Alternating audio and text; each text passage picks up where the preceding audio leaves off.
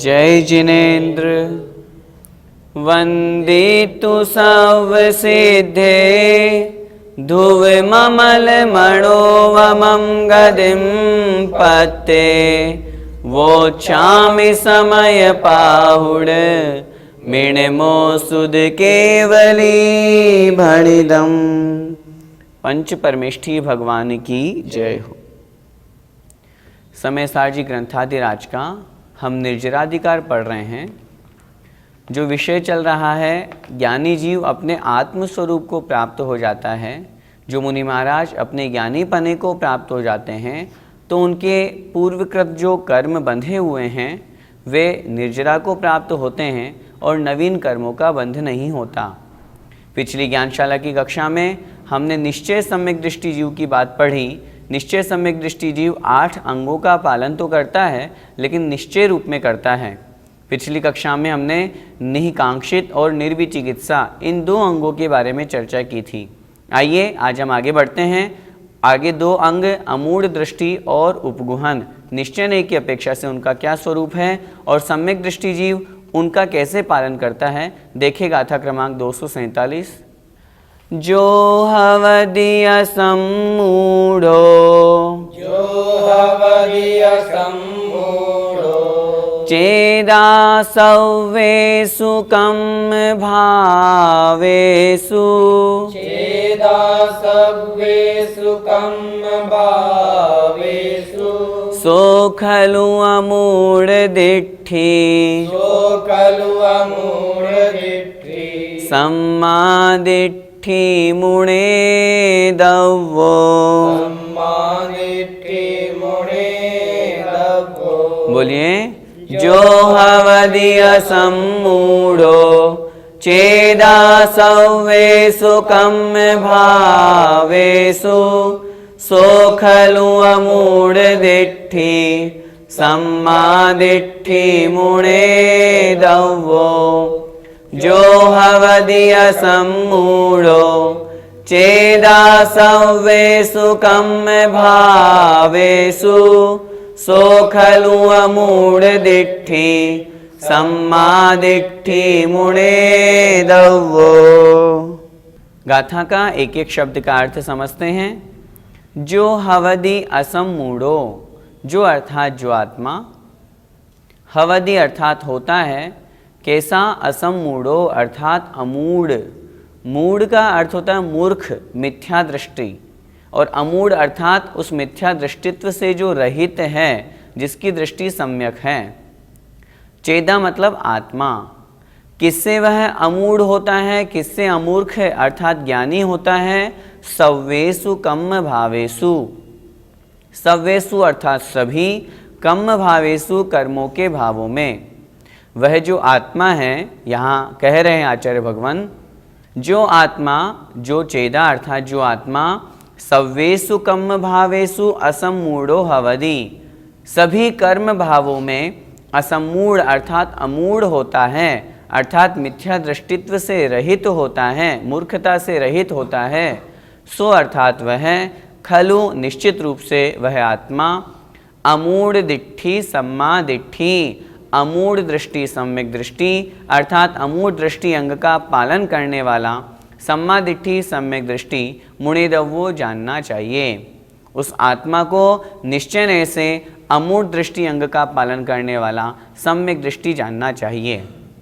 क्या मतलब, यहाँ पर आचार्य भगवान निश्चय नहीं की अपेक्षा से सम्यक दृष्टि की बात कर रहे हैं, जिसे हम निश्चय सम्यक दृष्टि कहें अथवा वीतराग सम्यक दृष्टि कहें। उस सम्यक दृष्टि जीव में 8 अंग तो हैं, लेकिन वे 8 अंग निश्चय रूप में हैं। सामान्य रूप से जो व्यवहार की अपेक्षा से 8 अंग कहे गए हैं वो तो चतुर्थ गुणस्थानवर्ती जीव को ही प्राप्त है, लेकिन यहाँ जो सम्यक दृष्टि है, जो वीतराग अवस्था को प्राप्त है, ज्ञायक स्वभावी है, उस सम्यक दृष्टि जीव में 8 अंग किस रूप में हैं? सामान्य रूप से यदि हम एक वाक्य में कथन करेंगे तो आत्म स्वरूप में लीन होना ही वहाँ पर 8 अंगों का स्वरूप है। हम तो 8 अंगों की बात कर रहे हैं। आचार्य भगवान तो जहाँ निश्चय परक बात कहते हैं वहाँ तो सम्यक दर्शन, ज्ञान, चारित्र तीनों एक हो जाते हैं, तीनों में भी भेद नहीं रहता। तो फिर ये जो 8 अंग अलग अलग कहे गए हैं इनमें भेद कैसे हो सकता है? लेकिन फिर भी कथन मात्र करके, कथन की अपेक्षा से समझाने का हमें यहाँ पर आचार्य भगवान प्रयास कर रहे हैं कि पूरे 8 अंगों में एक ही बात है, इन सब से दूर होकर के आत्मस्वरूप में तल्लीन होना। वही बात यहाँ पर कह रहे हैं। एक बार फिर से गाथा का अर्थ देखें। जो चेदा अर्थात जो आत्मा सव्वेसु कम्म भावेसु असम्मूढ़ो हवदि, सभी कर्म भावों में, कर्म के सभी भावों में, चाहे वो शुभ हो चाहे अशुभ हो, सभी प्रकार के कर्म भावों में असम्मूढ़ अर्थात अमूढ़ होता है, अर्थात मिथ्या बुद्धि से रहित होता है। सो खलु अमूढ़ दिट्ठी, सो अर्थात वह आत्मा, खलु मतलब निश्चय से, अमूढ़ दिट्ठी अर्थात अमूढ़ दृष्टि अंग का पालन करने वाला अमूढ़ दृष्टि, सम्मा दिट्ठी मुनेदवो, सम्यक दृष्टि जानना चाहिए। गाथा का भावार्थ देखें। जो आत्मा समस्त भावों में, समस्त भाव से यहाँ तात्पर्य चाहे शुभ हो चाहे अशुभ हो, उन भावों में अमूढ़ होता है, उसे निश्चय से अर्थात निश्चय की दृष्टि से अमूढ़ दृष्टि, सम्यक दृष्टि जानना चाहिए। भैया जी, यहाँ पर किस सम्यक दृष्टि की चर्चा की गई है? गाथा में जो शब्द आया है सम्मा दिट्ठी मुनिदव्वो, उसे सम्यक दृष्टि जानना चाहिए। यहाँ पर हम समय सार जी ग्रंथ पढ़ रहे हैं, अध्यात्म ग्रंथ हैं। मुनि महाराज की पहले से ही जो वीतराग अवस्था की चर्चा है वही हमें यहाँ पर ग्रहण करना है। सम्यक दृष्टि दो अपेक्षा से, एक सराग एक वीतराग। यहाँ पर वीतराग सम्यक दृष्टि जीव की चर्चा है, जो समस्त पर पदार्थों से, समस्त द्रव्यों से सभी प्रकार का राग द्वेष हटा करके आत्म स्वरूप में जो लीन हो गए हैं, आत्मा के जो ज्ञायक स्वभाव है, उस ज्ञायक स्वभाव को जिन्होंने प्राप्त कर लिया है, वे सम्यक दृष्टि, वीतराग सम्यक दृष्टि, शुद्धोपयोगी, आत्मा में लीन, उनकी यहाँ पर चर्चा की गई है। भैया जी, यहाँ पर सब्बेषु कम्म भावेषु, इससे क्या तात्पर्य है? सव्वेसु अर्थात सभी, कम्म भावेसु अर्थात कर्म के भावों में। कर्म के भाव दो प्रकार के, शुभ और अशुभ। शुभ और अशुभ कर्म के द्वारा उपजाए हुए अर्थात उत्पन्न किए हुए जो शुभ और अशुभ परिणाम हैं, शुभ और अशुभ भाव हैं, वही यहाँ पर ग्रहण किए हैं। क्या मतलब? आचार्य भगवान यहाँ पर जिस बात की चर्चा कर रहे हैं उस वीतराग सम्यक दृष्टि की अपेक्षा से कि जो शुभ और अशुभ दोनों प्रकार के भावों से रहित हैं। क्यों रहित हैं? क्योंकि वे बहिरंग में नहीं हैं, वे आत्मा में लीन हैं, वे शुद्धोपयोग को प्राप्त हैं। उन्हें अशुभोपयोग और शुभोपयोग दोनों से वो परे हैं। न वो पुण्य की क्रियाएं कर रहे हैं न पाप की क्रियाएं कर रहे हैं, वे तो आत्म स्वरूप में लीन हैं। इसलिए आचार्य भगवान ने यहाँ पर जो गाथा में कहा है, सव्वेसु कम्म भावेसु अमूढ़ दृष्टि, अर्थात सभी प्रकार के कर्म भावों में, चाहे वे शुभ भाव हों, शुभ भाव से तात्पर्य जहाँ शुभोपयोग के निमित्त से अथवा पुण्य के निमित्त से उन्हें जो साधन मिल रहे हैं उनके प्रति भी उनका कोई राग नहीं होता। अशुभ पाप कर्म के उदय से ये सोचिए कि उन्हें कोई वेदना हो रही है, उपसर्ग हो रहा है, परिचय हो रहा है, उसको भी वो शांत भाव से सहन कर रहे हैं, किसी प्रकार का कोई द्वेष नहीं कर रहे हैं। तो इस प्रकार कर्म के जो सभी भाव हैं, सभी भाव से तात्पर्य शुभ हो चाहे अशुभ हो, उन सभी भावों में वह सम्यक दृष्टि जीव, वीतराग सम्यक दृष्टि जीव अपनी दृष्टि को, अपने श्रद्धान को, अपने बुद्धि को उस तरफ नहीं ले जाता, आत्मस्वरूप में ही लीन रहता है। वास्तव में वही निश्चय से अमूढ़ दृष्टि अंग का पालन करने वाला वीतराग सम्यक दृष्टि जानना चाहिए। भैया जी, यह कथन निश्चय से है तो व्यवहार से क्या है?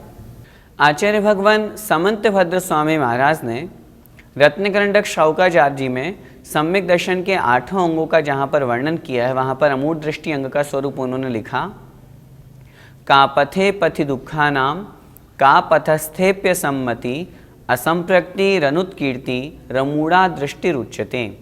हम इस श्लोक को संक्षिप्त में यहाँ पर समझते हैं, जो कि व्यवहार नहीं की अपेक्षा से है। का पथे पथि दुखा नाम, का पथे अर्थात कुमार्ग पर। कैसा है कुमार्ग? दुखानाम पथि, जो दुखों का मार्ग है। अच्छी तरह से समझना है हमें इस श्लोक को भी। हम निश्चय को तो प्राप्त करेंगे ही करेंगे, लेकिन उसके पहले व्यवहार अमूढ़ दृष्टि तो बन जाएं। जब तक वो नहीं बनेंगे तब तक निश्चय नए से जो वीतराग सम्यक दृष्टि है उसकी हम कैसे कल्पना कर सकते हैं। तो इसलिए इस गाथा को, इस श्लोक को भी हमें अच्छी तरह से समझना है, ताकि यदि हमारे जीवन में किसी प्रकार से कोई भी मिथ्या देवी देवता, सरागी देवी देवता की मन वचन काय से प्रशंसा भी है अथवा उसकी स्तुति भी है, तो वो हमारे लिए कुमार्ग की तरफ ले जाने वाली है। इसलिए आचार्य भगवान ने सबसे पहला शब्द दिया दुखानाम पथि, जो दुखों का मार्ग है। ऐसे उस कुमार्ग में जहां पर खोटे देवशास्त्र गुरु, खोटा धर्म हो, उनकी का पथे पथि दुखानाम, का पथस्थेप्य सम्मति, और जो कापथ में स्थित है, कुमार्ग में जो लगे हुए हैं, एक तो कुमार्ग में और कुमार्ग में लगे हुए, उनकी असम्मति ही अर्थात मन से उनकी प्रशंसा नहीं सोचना, मन से उनके लिए अच्छा नहीं सोचना कि वो बहुत अच्छे हैं, देखो उनके यहाँ कितना अच्छा धर्म होता है। कुमार्ग की मन से यदि आप प्रशंसा मन में सोच रहे हो तो सम्यक दर्शन में दोष लगेगा। आगे कह रहे हैं असंप्रक्ति रनुत्कीर्ति। असंप्रक्ति शरीर से नमस्कार आदि क्रियाएं नहीं करना। कहीं किसी सरागी देवी देवता के यहाँ चले गए, कुदेवी देवता के वहाँ चले गए और वहाँ हमने हाथ जोड़ करके नमस्कार कर लिया। तीसरा दिया असंप्रक्ति ही अनुत्कीर्ति ही। अनुत्कीर्ति का तात्पर्य वचनों से स्तुति नहीं करना, यशोगान नहीं करना। यही वास्तव में अमूढ़ा दृष्टि उच्यते, अमूढ़ दृष्टि कहा गया है। क्या मतलब? व्यवहार नहीं की अपेक्षा से सम्यक दृष्टि जीव जो चौथे गुण स्थानवर्ती जीव है, वह कैसा होता है? वह जो कुमार्ग है, खोटा मार्ग है। पहले हम समझे कुमार्ग है क्या। सच्चा मार्ग है मोक्ष मार्ग, जहाँ सम्यक दर्शन ज्ञान चारित्र हैं, जहाँ सच्चे देवशास्त्र गुरु हैं, वह सच्चा मार्ग कहलाता है। इससे ठीक विपरीत जो मिथ्या देव हैं, मिथ्या शास्त्र हैं, मिथ्या गुरु हैं, जो वास्तविक दिगंबरत्व को प्राप्त नहीं है, दिगंबरत्व को प्राप्त होने के बावजूद भी 28 मूल गुणों का पालन नहीं कर रहे, स्वच्छंद प्रवृत्ति कर रहे हैं, आगम के अनुसार चर्या नहीं है, वे कुगुरु की कोटि में आते हैं। जो नग्न दिगंबर नहीं है, खोटा वेश धारण करके अपने आप को महंत, अपने आप को पूज्य मानते हैं, वे खोटे गुरु की कोटि में आते हैं। जो वीतरागी, सर्वज्ञ, हितोपदेशी इन 3 गुणों से युक्त नहीं हैं, बल्कि सरागी हैं, वस्त्र पहने हुए हैं, स्त्री पुत्र आदि से सहित हैं, फिर भी अपने आप को भगवान मानते हैं अथवा लोग उन्हें भगवान मान करके पूछते हैं, वे खोटे देव कहलाते हैं। और कपोल कल्पित अपने मन से एकांत पक्ष को पुष्ट करने वाले जो शास्त्र हैं, वे कहलाते हैं खोटे शास्त्र। तो इस प्रकार ये जो कुमार्ग है, इस कुमार्ग की और इस कुमार्ग में स्थित जो प्राणी हैं, जो लोग इनकी सेवा पूजा करते हैं, उनकी जो मन से भी प्रशंसा करता है, वचन से भी स्तुति करता है और शरीर से भी नमस्कार आदि क्रियाएं करता है, उन्हें देख के सम्मान देता है, ये सब क्रियाएं करता है, तो वह जीव अमूढ़ दृष्टि अंग का पालन करने वाला नहीं हो सकता। अमूढ़ दृष्टि अंग का पालन करने वाला तो इनसे जो रहित है वही होता है। ये भी व्यवहार सम्यक दृष्टि जीव की चर्चा है। जब व्यवहार सम्यक दर्शन में वह कुमार्ग से, कुधर्म से दूर होगा, तभी तो सच्चे रास्ते पर लगेगा, तभी तो वह सम्यक दृष्टि कहलाएगा। अगर वह कुमार्ग की ही सेवा कर रहा है, खोटे धर्म को ही अपना मान रहा है, तो फिर वो सम्यक दृष्टि कहलाने लायक भी नहीं है। पंडित दौलत राम जी ने भी छड़ाला में एक पंक्ति कही है अमूढ़ दृष्टि अंग के लिए, तत्व कुतत्व पिछाने। तत्व मतलब जो वास्तविकता है, कुतत्व मतलब जो खोटा है, गलत है, उन दोनों में जो पहचान करता है, वास्तविकता का जिसको ज्ञान होता है और तत्व को ग्रहण करता है और कुतत्व को छोड़ देता है, वास्तव में वही जीव सम्यक दृष्टि है। गाथा में तो वीतराग सम्यक दृष्टि जीव की बात की गई है, लेकिन हमें सराग सम्यक दृष्टि जीव जो चतुर्थ गुण स्थान वर्ती है उसको भी समझना है। यदि हमारे अंदर किसी प्रकार का कोई मूढ़पना है, हम किसी देवी देवताओं को मानते हैं, उनकी सेवा पूजा करते हैं, उनकी मान्यता बनी हुई है। सोचिए हम जैनियों के घरों में भी, बहुत से घरों में जब हम जाते हैं, बहुत से देवी देवताओं की फ़ोटो लगी हुई रहती है। लोगों की मान्यता है, कोई उनका उपवास कर रहा है, कोई किसी देवी का व्रत कर रहा है। क्यों इन चक्करों में पड़ रहे हैं?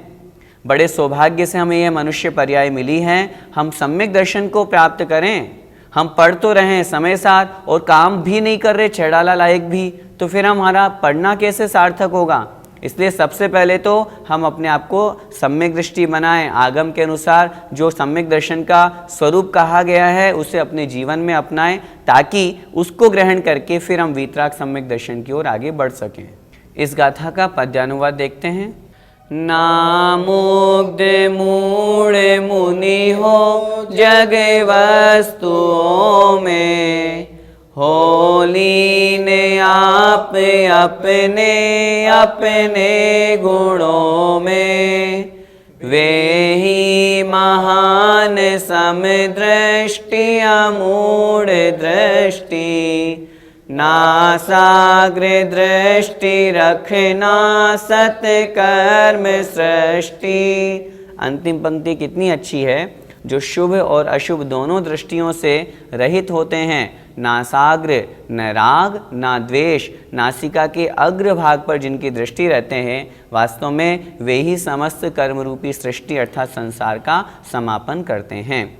अमूढ़ दृष्टि अंग का स्वरूप हमने निश्चय से समझा, उसी के आगे उपगुहन अंग का स्वरूप हम निश्चय की दृष्टि से देखते हैं।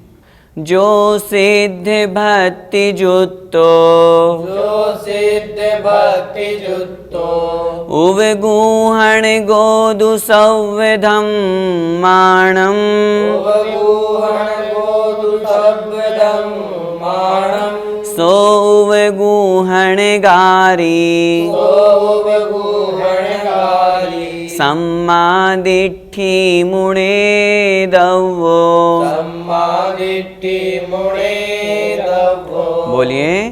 जो सिद्ध भक्ति जुत्तो, उवगुहण गोदु संविधम माणम, सो उवगुहण गारी, सम्मा दिट्ठि मुणे दव्वो।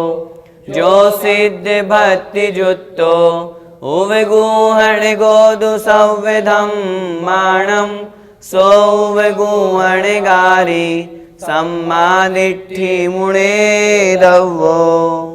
गाथा का अर्थ देखें। जो अर्थात जो आत्मा सिद्ध भक्ति जुत्तो, सिद्ध भक्ति से युक्त है।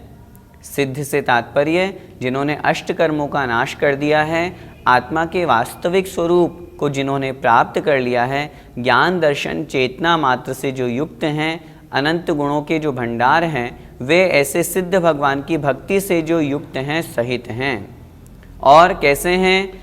उवगुहण गो अर्थात नाश करने वाला है। दो मतलब तो किसका नाश करने वाला है वह आत्मा?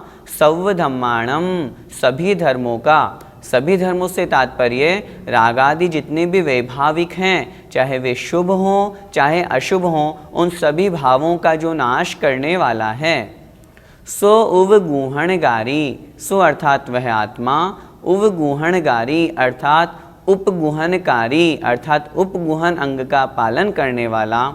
सम्मा दिट्ठि अर्थात सम्यक दृष्टि, मुणे दव्वो जानना चाहिए। उस आत्मा को उपगुहनकारी अथवा उपगुहन अंग का पालन करने वाला सम्यक दृष्टि जानना चाहिए। किस सम्यक दृष्टि की बात चल रही है? वीतराग सम्यक दृष्टि की। वीतराग सम्यक दृष्टि जो अपने आत्म स्वरूप में लीन है, वीतराग स्वसंवेदन से युक्त है, वह किस प्रकार उपगुहन अंग का पालन करता है? जो सिद्ध भक्ति से युक्त है। आत्मा के वास्तविक स्वरूप की भक्ति, आत्मा के वास्तविकता का जिसको ज्ञान हो गया है, परिचय हो गया है, उसमें जो डूबे हुए हैं। दूसरा विशेषण दिया जो सव्वधम्माणम उवगुहणगो अर्थात सभी प्रकार के राग द्वेषादि जितने भी विभाव हैं, कर्म के जो उदय से, शुभ कर्म के अथवा अशुभ कर्म के उदय से जो शुभ भाव और अशुभ भाव होते हैं, उन सभी विभावों से जो रहित हैं, उन सभी का जो नाश करने वाला है, वास्तव में वही उपगुहन अंग का पालन करने वाला निश्चय सम्यक दृष्टि जानना चाहिए। फिर से गाथा का एक एक शब्द देखें। जो अर्थात जो आत्मा सिद्ध भक्ति जुत्तो, सिद्ध भक्ति से युक्त है। सव्वधम्माणम उवगुहणगो, सभी धर्मों का रागादि जो वैभाविक धर्म हैं, शुभ अथवा अशुभ धर्म हैं, भाव हैं, उन सभी का जो नाश करने वाला है। सो अर्थात वह आत्मा उवगुहणगो अर्थात उपगुहन अंग का पालन करने वाला। सम्मा दिट्ठि मुणे दव्वो, सम्यक दृष्टि जानना चाहिए। गाथा का भावार्थ देखें।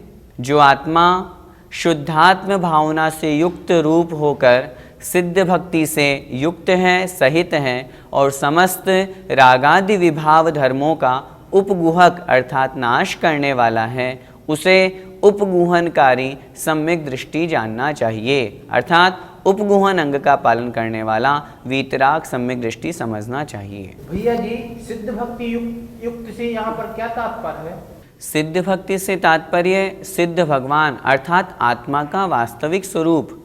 हम जो अभी संसार में हैं हमारे साथ तो कर्म लगे हुए हैं, इसलिए आत्मा का वास्तविक स्वरूप जो ज्ञान दर्शन युक्त है, जो अनंत ज्ञान दर्शन आदि जो लक्षण आत्मा के कहे गए हैं उनसे युक्त है हमारा संसारी जीव का यह आत्मा या संसारी जीव। लेकिन जो सिद्ध अवस्था को प्राप्त हो चुके हैं, अष्ट कर्मों का जिन्होंने नाश कर दिया है, ऐसा वास्तविक स्वरूप जो है वो सिद्ध भगवान है, शुद्ध आत्मा जिसे हम कहते हैं। तो शुद्ध आत्मा में ही तो लीन होकर के शुद्ध आत्मा की भक्ति की जाएगी, शुद्ध आत्मा का चिंतन किया जाएगा, शुद्ध आत्मा को ही प्राप्त करने का जो वहाँ पर उपक्रम है वास्तव में वही सिद्ध भक्ति है। आचार्य श्री बहुत बार अपने प्रवचनों में कहते हैं, अन्य जो नवदेवता देवशास्त्र गुरु आदि की पूजाएं हैं इनके निमित्त से सम्यक दर्शन हो न हो, लेकिन जो आत्मा का वास्तविक स्वरूप प्रकट करने वाला है ऐसी सिद्ध भगवान की जब भक्ति करते हैं, उनकी जो पूजन करते हैं तो निश्चित रूप से उसमें सम्यक दर्शन उत्पन्न होने की संभावना अधिक रहती है। क्यों? जीव अपने वास्तविक स्वरूप को जानता है। अन्य पूजाओं में तो उन भगवान का गुणानुवाद किया है, लेकिन सिद्ध भगवान में, सिद्ध भगवान की पूजन में सिद्ध भगवान के गुणानुवाद के साथ साथ आत्मा के वास्तविक स्वरूप का भी तो ज्ञान होता है कि आत्मा कैसी है, इसलिए उससे और अधिक भाव लगते हैं और उस जीव को वास्तविकता का परिज्ञान होता है। जो वीतराग सम्यक दृष्टि जीव हैं जब अपने आत्मा में लीन होकर के उसी शुद्ध आत्मा का चिंतन करते हैं तो जो जैसा चिंतन करता है वो वह वैसी उस अवस्था को प्राप्त हो ही जाता है। इसलिए वह वीतराग सम्यक दृष्टि जीव सिद्ध का चिंतन करने से सिद्ध स्वरूप बन जाता है। भैया जी, यहाँ पर सर्व धर्मों को नाश करने से क्या तात्पर्य है? धर्म से यहाँ अर्थ लेना है भाव रूप में। सभी प्रकार के भाव से तात्पर्य है कर्म के उदय में, शुभ कर्म के उदय में शुभ परिणाम, पुण्य के उदय से, अशुभ कर्म के उदय से अशुभ परिणाम होते हैं। आत्मा शुभ और अशुभ दोनों प्रकार के परिणामों से, दोनों प्रकार के भावों से रहित होता है, अर्थात उन दोनों विकारी भावों से वह जीव रहित हो गया है, उन भावों का वह नाश करने वाला है। इसलिए आचार्य महाराज ने यहाँ पर सव्व धम्माणम शब्द का प्रयोग किया। आत्मस्वरूप को जो प्राप्त हो गए हैं वीतरागी, वे मुनि महाराज न शुभ भाव करते हैं न अशुभ भाव करते हैं, मात्र शुद्ध भाव जो आत्मस्वरूप है वे भाव करते हैं। इसलिए उनके लिए यहाँ पर यह विशेषण बतलाया गया। भैया जी, व्यवहारण्य से उपगूहन अंग का क्या स्वरूप है? आचार्य भगवान समंतभद्र स्वामी महाराज रत्नगंडक श्रावकाचार्य में लिखते हैं, स्वयं शुद्धस्य मार्गस्य बालाशक्ति जनाश्रयाम वाच्यताम यत् प्रमार्जन्ति तद्वदन्त्युपगूहनम। अर्थात स्वयं शुद्धस्य मार्गस्य, स्वयं शुद्ध मार्ग में स्थित होकर के जो उस मार्ग में स्थित हैं, बाल अशक्त जनाश्रयाम, किसी बाल से यहाँ तात्पर्य है अज्ञानी व्यक्ति के द्वारा जिसे उस वस्तु का, उस चर्या का ज्ञान नहीं है, अथवा अशक्त जनाश्रयाम, अथवा जो उस क्रिया को करने में समर्थ नहीं है, असमर्थ लोग हैं, उनके आश्रय से वाच्यताम, जो दोष लगा, जो निंदा हुई, उसको यत् प्रमार्जन्ति, जो प्रमार्जित करते हैं, परिमार्जित करते हैं, ढकते हैं और उसे ठीक करते हैं, तद वदन्त्युपगूहनम, उसे उपगूहन अंग का पालन करने वाला सम्यक दृष्टि जीव कहा गया है। छेडाला में भी हम पढ़ते हैं, निजगुण अरूपर ओगुण ढाके वा जिन धर्म दीपावे, अर्थात जो अपने गुणों को और दूसरों के अवगुणों को ढकता है। अपने गुणों को ढकने से तात्पर्य अपनी बढ़ाई नहीं करना, सामने वाले में यदि कोई दोष है तो उनको उजागर नहीं करना, वास्तव में वही उपगूहन अंग का पालन करने वाला है।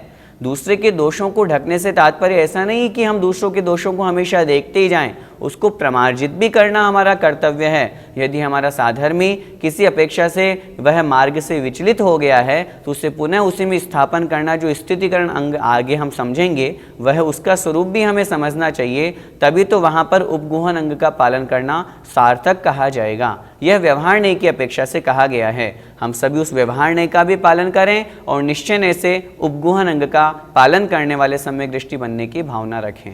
भैया जी, ऐसा करने से क्या होता है? वीतराग सम्यक दृष्टि जीव जब इस प्रकार के आठों अंगों का पालन करता है, आत्मस्वरूप में लीन होता है, तब वह अपने जो उसने पूर्व में बांधे हुए कर्म हैं उन कर्मों की वो निर्जरा करता है और नवीन कर्मों का बंध नहीं करता। मोक्ष का यही तो मार्ग है। पूर्वकृत जो पूर्व में बांधे हुए कर्म हैं वो निर्जरा को प्राप्त हो रहे हैं, नवीन कर्म नहीं बंध रहे हैं, तो जितने कर्म हैं सब धीरे धीरे क्षय को प्राप्त हो जाते हैं और वह जीव मोक्ष तक पहुंच जाता है। यही हमें इस गाथा का, जो दोनों गाथाएं पढ़ी उसका यही सार समझना है। इस जो उपगुहन अंग है और अमूढ़ दृष्टि अंग है, वीतराग सम्यक दृष्टि जीव की अपेक्षा से जो कहा गया है, सभी शुभ और अशुभ परिणामों से दूर होकर के जो आत्म स्वरूप में लीन होते हैं, आत्मा के शुद्ध भाव में स्थित होते हैं, वे ही अमूढ़ दृष्टि और उपगुहन अंग का पालन करने वाले वीतराग सम्यक दृष्टि कहे जाते हैं। इस गाथा का पद्यानुवाद पढ़ते हैं। मिथ्यात्वयादिक शुभाशुभ भाव छोड़े, है सिद्ध भक्ति रत है मन को मरोड़े। सम्यक्त्व संग उपगुहन अंग धारी, वे मान्य पूज्य अनगार नहीं अगारी। अनगार से यहाँ तात्पर्य मुनि महाराज और अगारी का तात्पर्य गृहस्थ। ये सब लक्षण किसमें होते हैं? वे शुद्धोपयोगी मुनि महाराज, उनमें ही ये वीतराग के लक्षण घटित होते हैं, नहीं अगारी। गृहस्थ में ऐसा लक्षण नहीं होता। जो लोग गृहस्थ में चतुर्थ गुण स्थान में भी वीतराग सम्यक दर्शन आदि को मानते हैं, उन्हें अच्छी तरह से इस बात को समझ करके अपनी धारणा आगम के अनुसार बनानी चाहिए। जय जिनेन्द्र। मानकचंद, कमला देवी, राकेश, नीतू, ऋषभ, सौम्या एवं आयुषी मुशरफ, B123, सेठी कॉलोनी, जयपुर, राजस्थान। श्री जनार्दन प्रसाद जी, श्रीमती पतंती देवी, मुकेश कुमार, साक्षी, ईशा, मोना खंधार, श्री किशोर खंधार, श्रीमती सुषमा खंधार, परिमल खंधार, अहमदाबाद। शुल्लक 105 श्री ज्ञान सागर जी महाराज की पुण्य स्मृति में श्रीमती शांति देवी छाबड़ा, पटना, बिहार। ईसरी पारसनाथ एवं उनके पुत्र पुत्रवधू श्री अशोक उमा, पटना। श्री विनोद बबीता, गुवाहाटी। श्री सुनील शालू, पटना। ब्रह्मचारी संजय भैया, ईसरी। श्री अभय मेघना, चंडीगढ़। श्री आलोक मेघना, वडोदरा।